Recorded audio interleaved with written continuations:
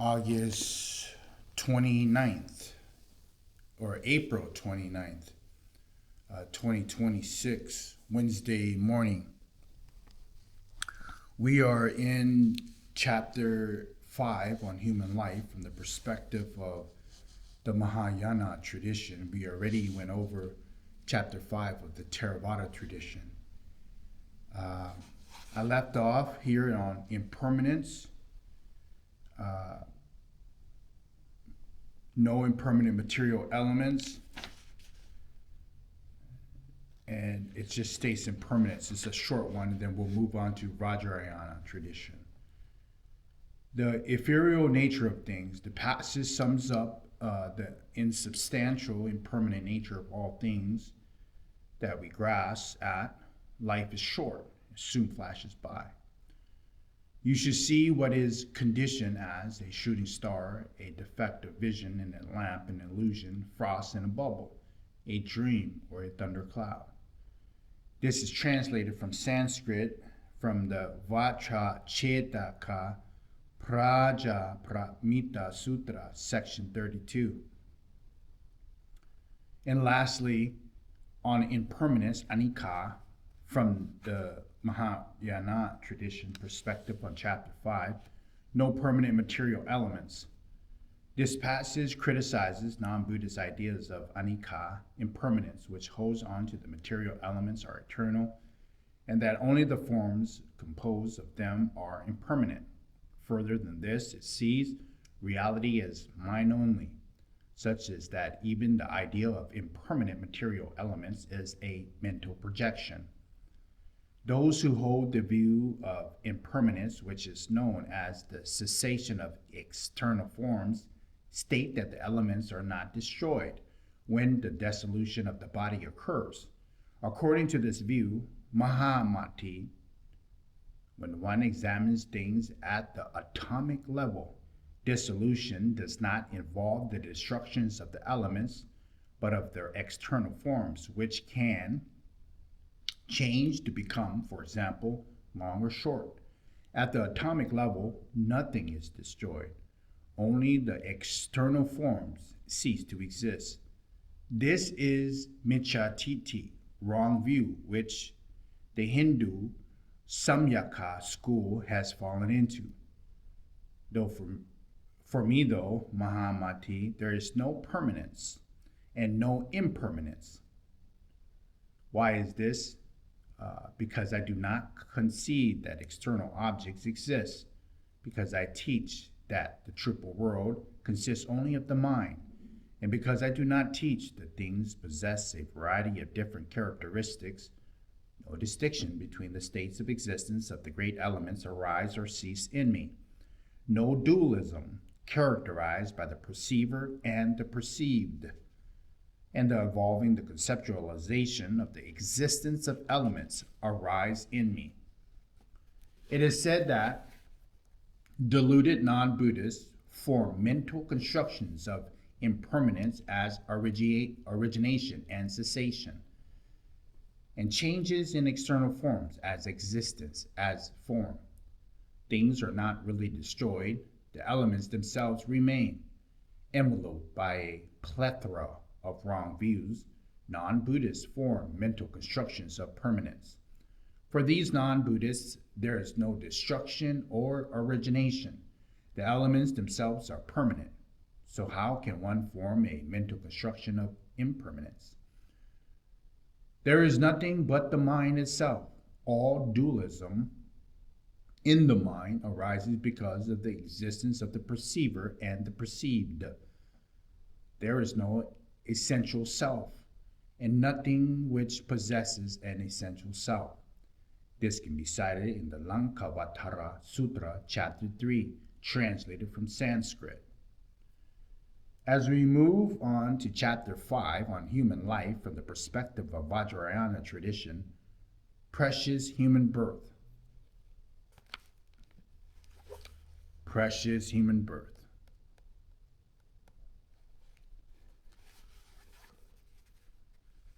The precious nature of human life, the first thing is to be known about human life is that it is a rare opportunity to practice the righteous Dhamma.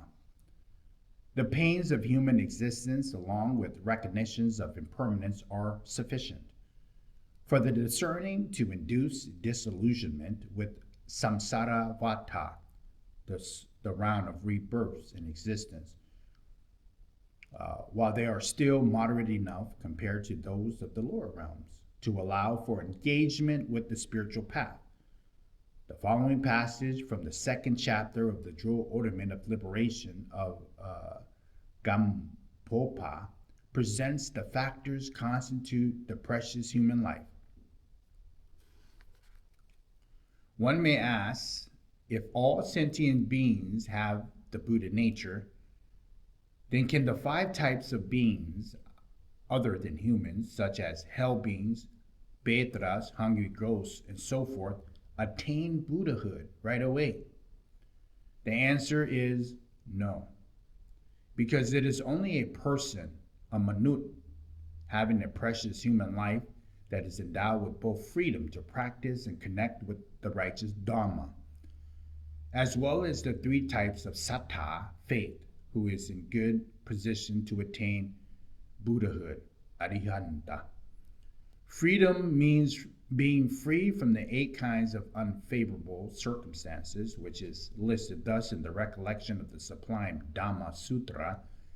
Being born as a hell being, a Petra, a Sorakai, a hungry ghost, or a animal, Sat, a barbarian, or as a long life god, or among people with wrong views, or in the world without a Buddha, or as someone with a learning disability. These are the 8 unfavorable circumstances. Why are they unfavorable, one may ask? It is because hell beings experience constant pain. Hungry ghosts are tortured by insatiable craving and hunger, and animals are generally too stupid, and none of those 3 types are types of beings have any shame or inhibition, so they have no opportunity to practice the Dhamma. So-called long life gods abide in unconscious state, and because the continuality of their consciousness has ceased upon entering that state, they have no opportunity to practice the Dhamma. Furthermore, neither do gods or the realm of sensual desire have the opportunity, because compared to humans, the life of God is long. Moreover, all divine births are unfavorable because, due to their inhabitants' attachment to their temporal pleasures, they do not lend an opportunity for the striving at what is wholesome. That is why there is so much virtue in this trifling human pain of existence in this present. Yoniso Manasikara, wise reflection on it, arouses disenchantment with samsara vata. It pacifies our arrogance, generates us to compassion for sentient beings, and makes us shun unwholesome actions and find pleasures in doing wholesome ones. That is also what is said in Sandevas, engaging in the conduct for awakening from Bodhicharya Vataraya. Furthermore, the virtues of pain are that it dispels haughtiness through disenchantment. It generates compassion for sentient beings in the rounds of rebirth of samsara vata, makes us avoid what is unwholesome and delight in what is wholesome.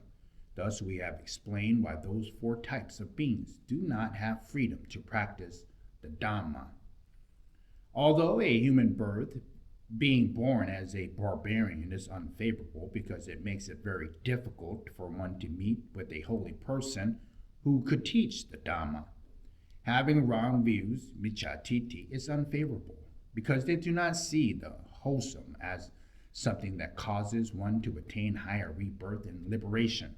Being born in the world which is without a Buddha is unfavorable because there is nobody to tell what is to be done, what not to be done.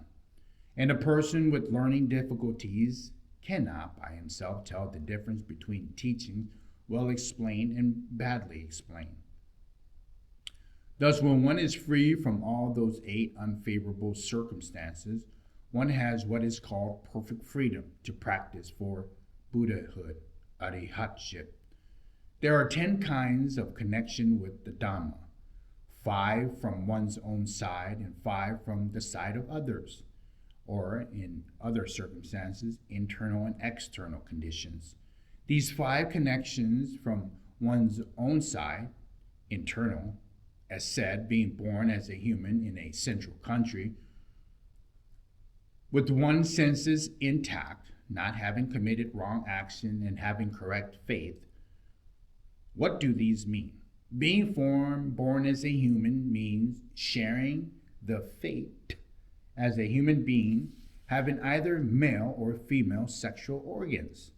Being born in a central country means being born in a place where one can rely on holy persons. Having one's senses intact means not being dumb or stupid, or so having the opportunity to practice the wholesome Dhamma. Having correct faith means having the faith in the Dhamma and the discipline, the Vinaya, taught by the Buddha as the foundation of all wholesome qualities. Not in this lifetime, having committed wrong actions means not to have committed any of the acts with immediate bad karmic consequences. The 5 connections from the side of others, or external conditions, are the arrival of Buddha into the world, where one is born, his teaching of the holy Dhamma, the sustained presence of his teachings, and the existence of the teachings and followers, and their compassionate activity for the sake of others, thus someone having all those 10 connections from both, the internal and the external, one's own side and the side of others, has been what is called to be perfect connection, thus a precious human life. Is one is which with both free from freedoms and connections have been assembled. Why is it called precious? One may ask, because it is similar to a precious wishful jewel, which is called precious, due to being difficult to find and due to it being highly beneficial. This can be cited from the Jewel Ornament of Liberation, page 17 to 20. The difficulty of finding a precious human birth, an example. This passage speaks for itself. A similar idea is also expressed in the Theravada text, Samyutta Nikaya, volume 5, page 455 to 57. The Blessed One, the Tathagata, has said that to obtain a human birth is even more difficult than for a turtle to put its neck from below through the opening of a yoke floating in the open, stirred up by enormous waves. Nagarjuna expresses this in his advice to King Gautamaputta, ruler of the humans. It is far more difficult for an animal to attain human rebirth than for a turtle to hit the opening of the yoke floating on the ocean. So reap the fruit of a human birth by practicing the holy Dhamma. The words of my perfect teacher, page 400 or page 47 through 48. Quintessential elixir. Life is short, so do not neglect compassionate practice.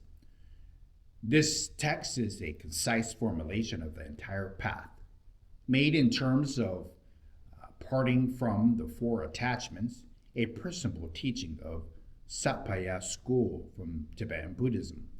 It belongs to a genre of mind training verses to be recited on a regular basis in order to purify one's motivation and mental attitudes. It was authored by Jamyang Kesi Wangpo, 1829 to 1870, Common Era, a prominent 19th century representation of the school's founder of a non-sectarian Rai movement. Its full title is Mind Training, an experimental song of parting from the four attainments. Through the blessing of the noble Guru Mani Ghosa, may all beings throughout space, Akasha, practice the holy Dhamma. May they clarify their confusion by enjoying the path of the Dhamma. May all their delusions arise as empty in the expanse of Dhamma. Though we have attained a precious human life so difficult to find, if we clung to this life, we are not Dhamma practitioners. Since nothing lasts for a moment and we are all going to die, let us try to avoid evil and perform wholesome actions. Though our minds may have turned towards the holy Dhamma, if we cling to these three realms, we lack determinations. So let us develop the uncontrived wish to break free from samsara, vata, which is basically nothing but dukkha, suffering. Though we might see our own peace and ease through the Dhamma, if we cling to our own well-being, we are not bodhisattvas. So let us practice loving kindness, compassion, and awakening mind. For sentient beings' sake, we have all been kind to our parents. Though we may have developed a relative awakening mind, if we have grasping, we do not have the view of emptiness. So let us carry on to the sphere of freedom from the conceptual obsession.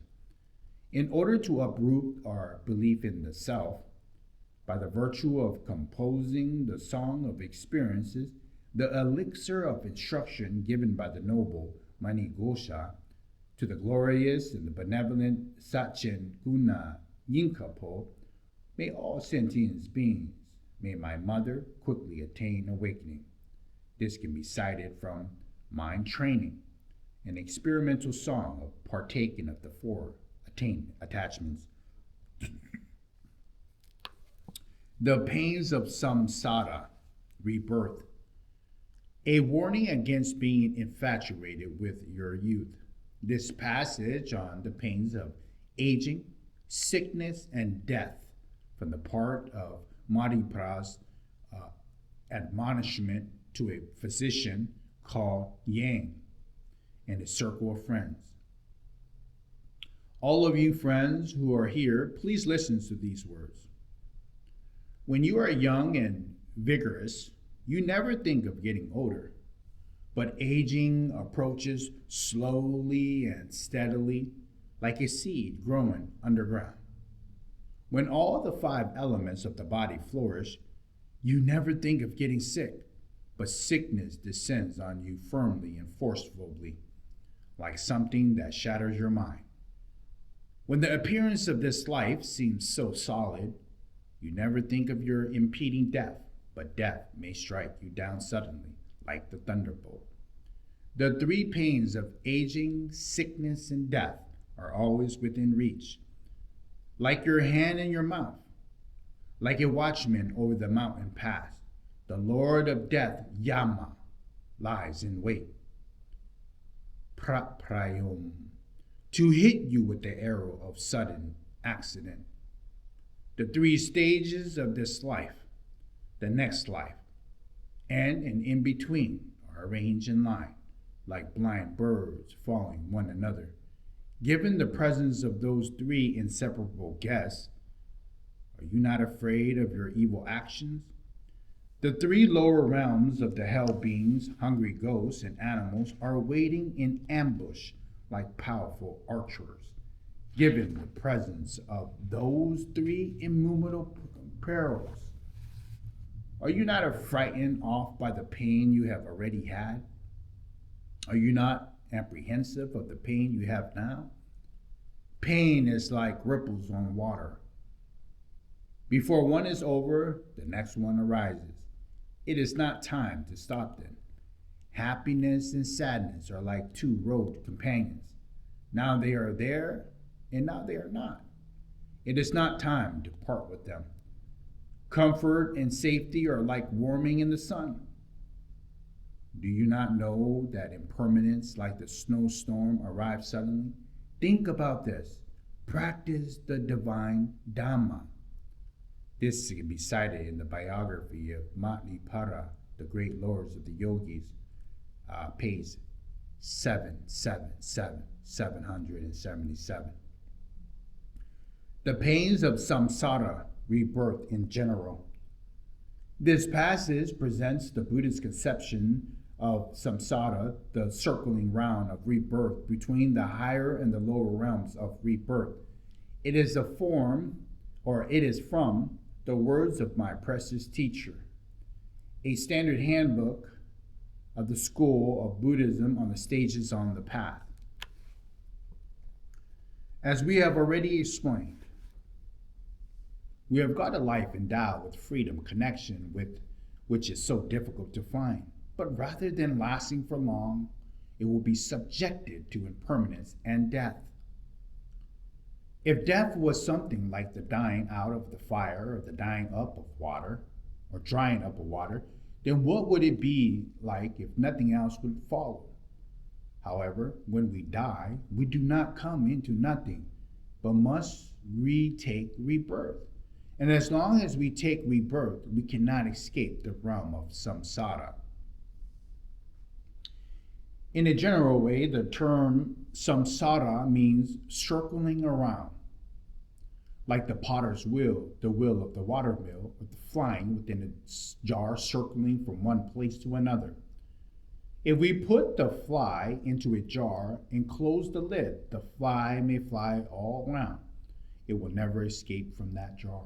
Similarly,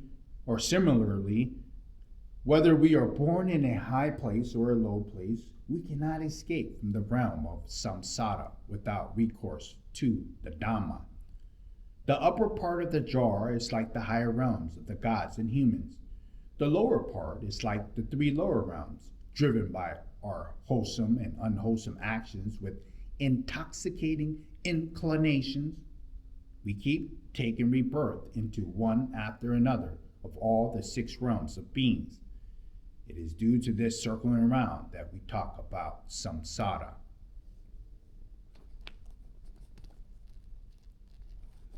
In a general way, the term samsara means circling around rebirth.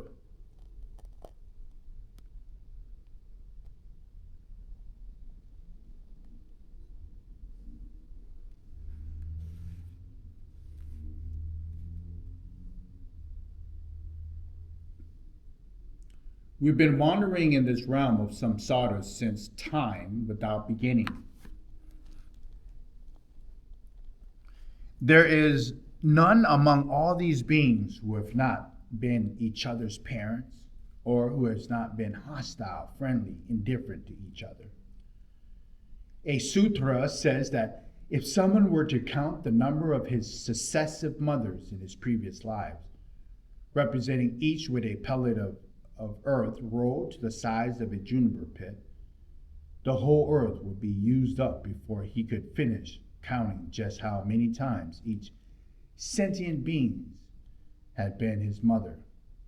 This has been expressed by Lord Nagarjuna as we run out of earth trying to count our mothers with balls of clay the size of juniper berries. In that way, though beginningless samsara until now, there is not any kind of rebirth that we have not taken. So we have our head and limbs cut off innumerable times for the sake of desire. If we could hoard together all the limbs of an ants and other small insects we have been born as, they would reach higher than Mount Surmuru, the king of the mountains. If we could gather all the tears we have wept from the suffering of cold, hunger, and thirst, when we had nothing to eat and nothing to wear, into the lake that would never dry up, it would be larger than the great ocean surrounding the world. Even the amount of molten copper we have drunk while we were born in the hells would be vaster than the 4 great oceans of the cardinal directions. And yet those who are still bound by desire and attachment into the realms of rebirth, samsara, without even a moment of disillusionment, will have to experience even more suffering in the endless samsara. Even if by a little fruition of some wholesome action that is karmically beneficial, we manage to obtain the long life, perfect body, wealth, glory of deity like Brahma or the chief of the gods, Sakya or Indra. In the end, we shall not escape from the realm of death, and after death, we should go through the painful humiliation of the lower realms. If that is so, then for a few years, months, or days, we may be deceived by whatever little happiness we derive from this lifetime. But once the happy fruition of the higher realms is exhausted, we will have to experience immense poverty, misery, or almost unbearable pain of the lower realms against our will. So that, what significance is happiness of this present? What is it like a dream that you awaken from as it develops? Even those who presently seem to be comfortable and happy due to some small fruition of wholesomeness are powerless to stay like that, even for the moment, once the actions that propel them into the state is exhausted. Even the rulers of the gods, sitting atop their precious thrones, spreading their with divine silks, at the peak of satisfaction in the five sense objects of desires, are going to experience pain. Falling headlong down the burning metal ground of hell in the split second once their lifespan is completed, even the deities of the sun and the moon who light up the four continents can end up being reborn in between the continents in darkness so deep that they cannot see as much as their own limbs stretching out or bending in. So do not trust in the apparent joys of samsara.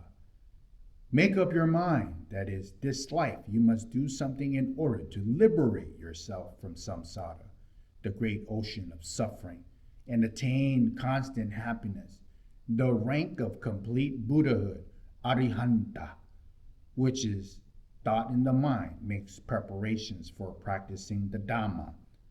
Do the actual practice and bring it to conclusion. This can be cited the words of my perfect teacher, page 88 through page 92. The suffering of human realms.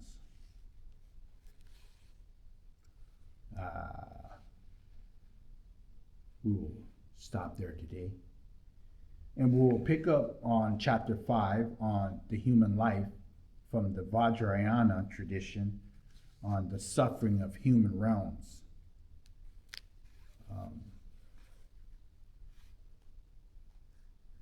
This is